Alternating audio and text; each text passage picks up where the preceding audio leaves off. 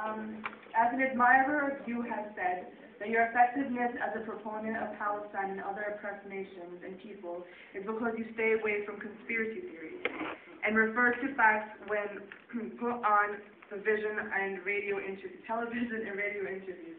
Was this a conscious choice of speech made on your part? What advice can you give to the hopeful fighters for this ongoing oppression,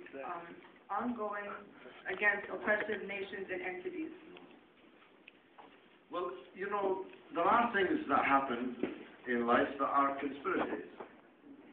But that doesn't mean everything that happens is a conspiracy. And sometimes if something looks like a duck, walks like a duck, and quacks like a duck, that's because it's a duck. And by searching, and this is, I have found in over 35 years, a weakness in the outlook of many Muslims and many Arabs. They imagine that everything that happens is a conspiracy and that the people doing the conspiring are so powerful that nothing can be changed. I give you an example. I won't name the Persian Gulf country, and I won't name the late Persian Gulf ruler, after the style of our friend, the Syrian-American genius who entertained us earlier this evening. But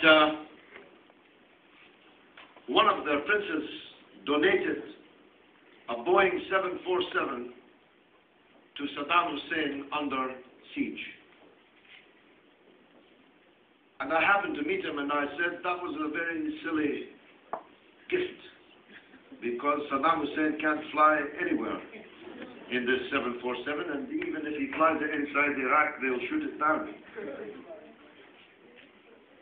I asked him in a polite way how much a 747 cost. He didn't answer, but someone told me about 125 million pounds. I told him, Your Highness, there are 3 British newspapers, very powerful newspapers, on sale in England right now for 100 million pounds. You could have bought these 3 British newspapers, historic newspapers. It wouldn't be charity, they make money. And those newspapers could have been a foothold in the English-speaking world media that could have been useful, much more useful than giving a Boeing 747 to Saddam Hussein. He answered, they, you know the mysterious they would never allow us to own 3 British newspapers. I told him there is no they, there is no us. It's a free market, it's a capitalist economy. The first person who puts a £100 million check on the table takes the newspapers. And there are 2 bidders. One is the crooked Hinduja brothers from India facing arms corruption charges at the time, since convicted. And the other is the Jewish pornographer Richard Desmond, who owns a chain of dirty magazines and television channels. If you come with the 100 million, the papers are yours. We'll help you run them even. He said, no, they would never allow us.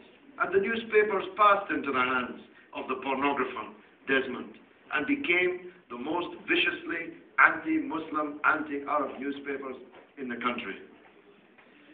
Why do I tell that story? Because it's an example of how the conspiracy theory, which sounds and even purports to be the radical option, is actually the fatalistic, hopeless option which leaves us powerless and defeated. So the next time you hear someone try to explain things with some fantastic conspiracy theory which makes our opponents seem like James Bond, remember that they're more like Austin Powers. They really are more like Austin Powers. They're not supermen at all. We can contend, contest, and defeat they. But only if we believe that we can. If we believe that everything is predetermined, and that there's no point in showing up for the fight, then we're already defeated before a blow has landed.